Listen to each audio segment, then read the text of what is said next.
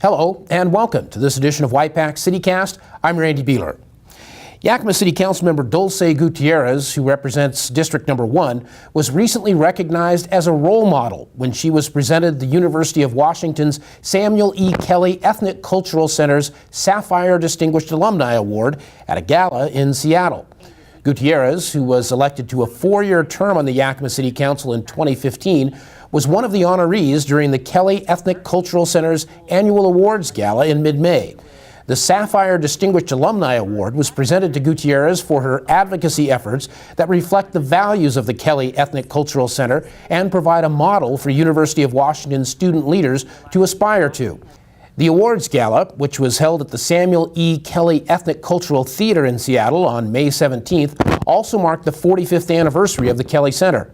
Established in 1972, the mission of the Kelly Ethnic Cultural Center is to provide an inclusive space that fosters academic success. Its purpose is to engage diverse populations by providing opportunities for co-curricular and holistic development to ensure student development, equity, and intercultural skills for life beyond the University of Washington.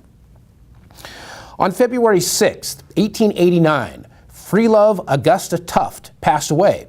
The next day, February 7, 1889, Tuft was laid to rest at Yakima's Tahoma Cemetery, becoming the first person buried in the new cemetery that officially opened that same day. This summer, a unique opportunity to tour and learn more about the nearly 130-year-old cemetery will be provided to anyone interested in the historic plot of land located on 24th Avenue, just north of Washington Avenue. Local historian Ellen Almendinger will be leading one-hour tours of the cemetery, which was placed on the Washington Heritage Registry several years ago, on 2 dates in June, 2 dates in July, and 2 dates in August. Silver maple trees, more than a century old, the cemetery's stately mausoleum, and the veterans section, which is itself nearly 100 years old, will be part of the tours. Tours of Tahoma Cemetery will take place on June 6th from 6:30 p.m. to 7:30 p.m., on June 17th from 6 p.m. to 7 p.m., on July 11th from 6:30 p.m. to 7:30 p.m., and on July 22nd from 6 p.m. to 7 p.m., also on August 8th from 6:30 to 7:30 p.m., and on August 19th from 6 o'clock in the evening to 7 o'clock in the evening. Space on the tours is limited. You can sign up online at Yakima Parks and Recreation, sportsiteslabs.com. Click on the Tacoma Cemetery Historic Tour 2017 button and simply fill out the form to reserve your space. Well, spending warm summer evenings in one of Yakima's parks, leisurely watching a movie or listening to live music has been something people in our area have looked forward to for many years. The wait for the return of the venerable Summer Sunset Concert Series, the Viva la Musica Concert Series, Yakima Valley Community Band Concert Series, and the Outdoor Cinema Series is almost over, as all 4 Yakima favorites get set to make their 2017 debuts. The Summer Sunset Concert Series at Franklin Park will kick off its 2017 season on July 14th and will continue every Friday through August 18th. The performances run from 6:30 p.m. to 8:30 p.m. at the Yakima Sunrise Rotary Pavilion. Since its successful debut in 2014, the Viva la Musica Concert Series has continued to draw big crowds to each show. This year's series will run from July 16th through September 10th at Miller Park. The July 16th through August 20th shows will run from 5 to 7 p.m. on Sunday evenings. The series finale on September 10th will run from 4 p.m. to 7 p.m.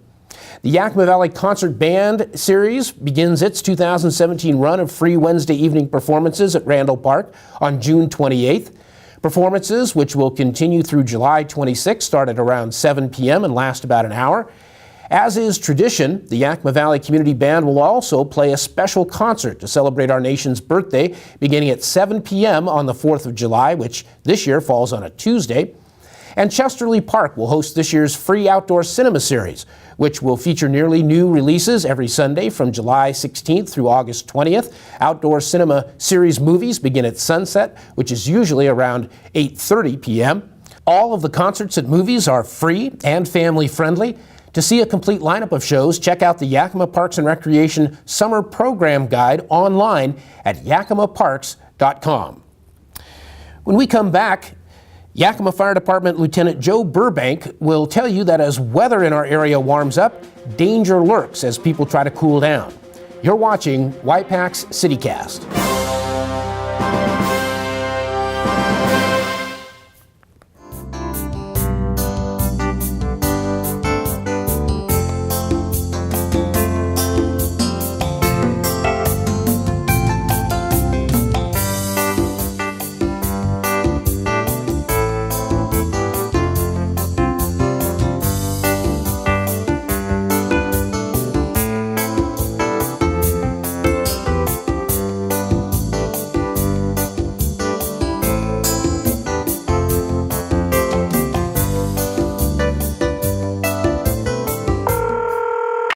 911, where's the emergency? I'd like a pizza for delivery. Ma'am, you've reached 911. This is an emergency line. Large with half pepperoni, half mushroom. Do you have an emergency or not? Yes. And you're unable to talk because... Right. Ma'am, is there someone in the room with you? Yes. Okay, I've sent an officer. Can you stay on the phone with me? No. See you soon. Thank you.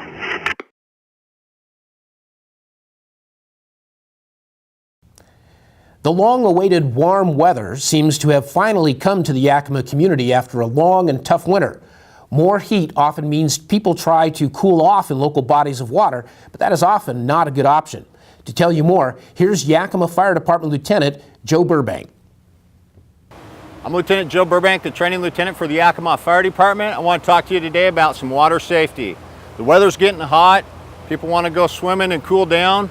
I just want to caution you about the dangers of coming to the river to do that. If you really want to cool down, a lake, a pond, or a swimming pool are much better options than the river.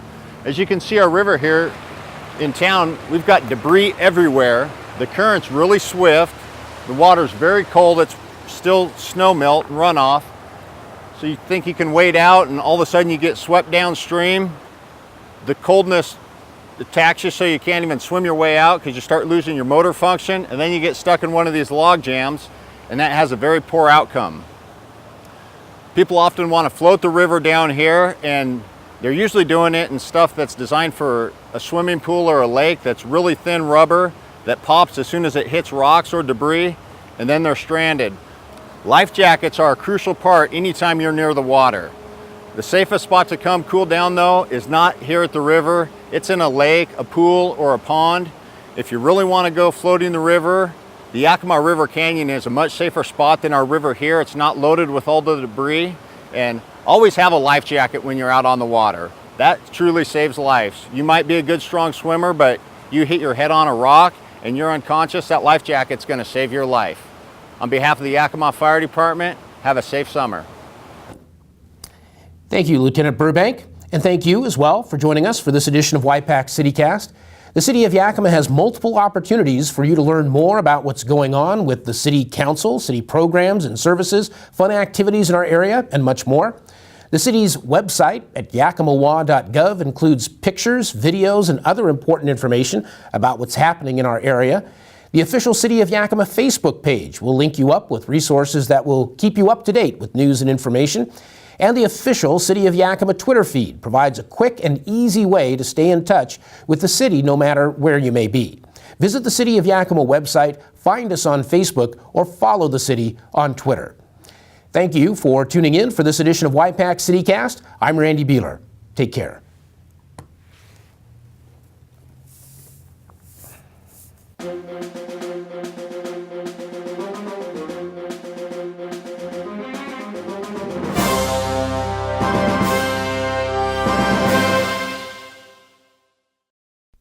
For more information on Y-PAC CityCast, call 575-6092.